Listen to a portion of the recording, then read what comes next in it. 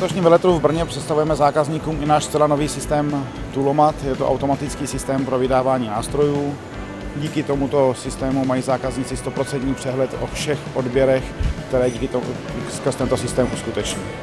Takže sortiment nástrojů použitých ve skříni Toolomat si vybírá každý zákazník sám. Je naprosto volitelné i množství, které umíme dodat po jednom kuse, po 5, po 10, tak jak vyžadují nástroje, které zákazník používá. Veškeré nástroje použité a naskladněné v systému Toolomat jsou naskladněné formou konsignačního skladu, takže zákazník platí teprve až po odběru nástrojů, čímž si uvolní samozřejmě kapitál pro využití v dalších jiných oblastech, které potřebuje. V letošním roce představujeme našim zákazníkům nový sortiment na dlouhotočné automaty.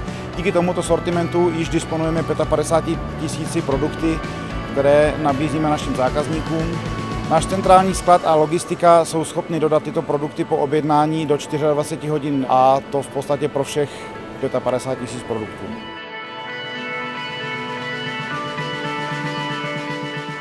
V letošním roce na veletrhu představujeme i naši mateřskou firmu Ceraticid, která patří mezi 5 největších světových výrobců slínutých karbidů na světě. Tato firma nabízí nejenom nástroje na obrábění kovů, ale ucelená systémová řešení, které splňují specifické požadavky zákazníků z trhu a oblastí trhu, jako je automotiv nebo letecký průmysl, energie a transport a další.